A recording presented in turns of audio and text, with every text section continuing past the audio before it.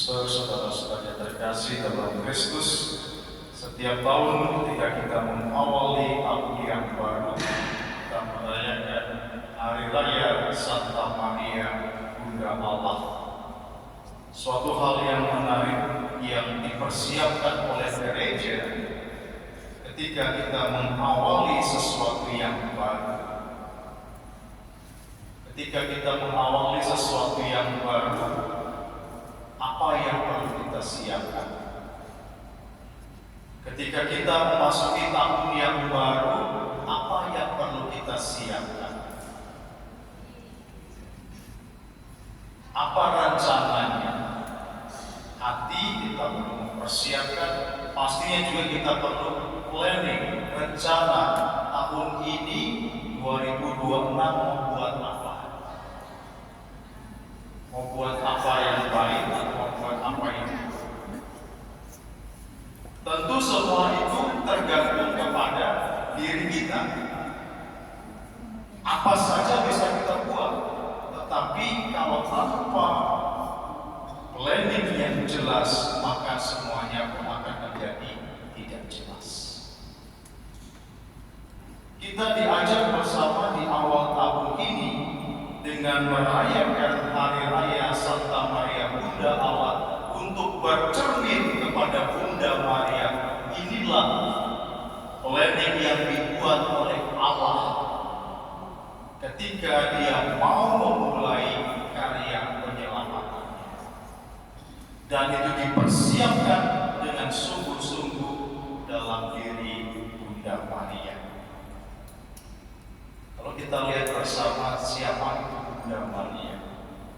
Bunda Maria orang biasa, tetapi sudah sejak kecil ia dipersiapkan oleh Allah untuk menjadi ibu. Dan ketika ia menerima kabar dari malaikat Tuhan, ia pun mempersiapkan dirinya dengan sungguh untuk memulai sesuatu karya yang luar biasa, karya yang besar, yaitu membawa kelahiran Sang Juru Selamat. Maka ia mengatakan, terjadilah padaku menurut perkataan. Dan ketika mengawali karya penyelamatan ini, dia harus membimbing, menuntun bayi Yesus. Bukan hanya mulai kecil, tetapi juga sampai kepada akhir hidupnya ketika Yesus bergantung di kayu salib. Siapa yang ada di situ? Maria. Ketika Yesus dimakamkan, siapa juga yang membawa? Beberapa murid dan Maria ada di situ. Ketika Yesus bangkit dan para murid merasa takut karena belum menerima Roh Kudus, siapa yang mendampingi para murid? Maria selalu berkumpul dan berdoa bersama dengan Ibu Yesus, yaitu Maria. Inilah gambaran orang yang betul-betul mempersiapkan diri mulai dari awal sampai pada akhir, sehingga kita pantas memberi Maria gelar Bunda Allah. Saudara-saudara terkasih, apa yang mau disampaikan oleh gereja dengan menempatkan perayaan ini di awal tahun yang lalu? Kita pun adalah bagian dari karya Allah. Ketika kita dibaptis, kita sebut diri kita sebagai apa? Anak-anak Allah, putra dan putri Allah. Artinya kita juga adalah bagian dari karya Allah, bagian juga dari karya penyelamatan itu. Karena yang diselamatkan ialah kita, anak-anaknya ini. Maka saya bertanya kembali, kalau Maria tadi kita mendengar bahwa dia dipersiapkan dari awal sampai akhir, bagaimana dengan anak-anak ini? Ibunya dipersiapkan dengan sungguh. Anak-anak ini bagaimana ini? dipersiapkan juga dengan sungguh. Kapan? Ketika kita dibaptis, kita dipersiapkan juga dengan sungguh. Tetapi seringkali anak-anak itu kepala batu. Itu yang menjadi problem. Kalau kita sebagai orang tua, kalau anak masih kecil, nakal-nakal sedikit, masih bisa diingatkan. Tapi ketika dia sudah beranjak remaja, kemudian dewasa, diingatkan tidak mau. Banyak orang tua bilang, waduh, anak saya sudah kepala batu, sudah keras kepala.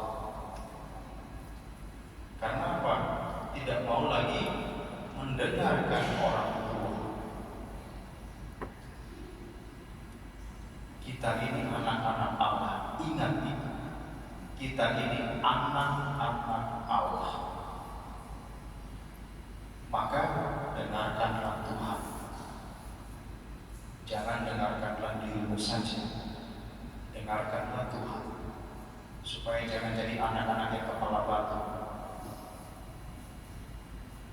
Kita diminta oleh Tuhan di awal tahun ini untuk memiliki planning, rencana apa yang mau kita buat agar kita bisa melangkah bersama Allah. Lalu kita lihat dalam bacaan Injil pada hari ini, ketika malaikat menampakkan diri kepada para gembala dan menceritakan apa yang terjadi, apa yang dibuat para gembala itu?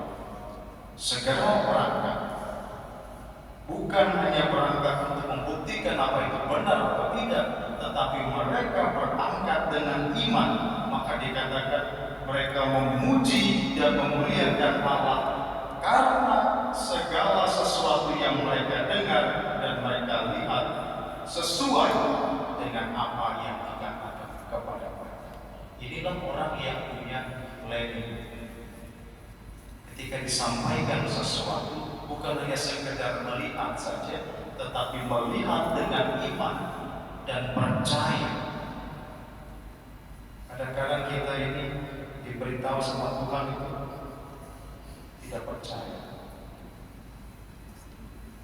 Ada satu pengalaman ketika saya masih merantau pastoral di Kalimantan. Ada satu tradisi di sana itu yang selalu mengatakan Romo, frater, kalau keluarga memberikan makan atau minum itu dicoba, paling tidak dicicipi sedikit, karena itu menghargai mereka, itu budaya mereka. Sebenarnya kalau tidak, misalnya saya buru-buru, gimana? Ya kalau buru-buru ya cicip saja sedikit, jangan sampai diabaikan begitu saja, itu namanya tidak sopan.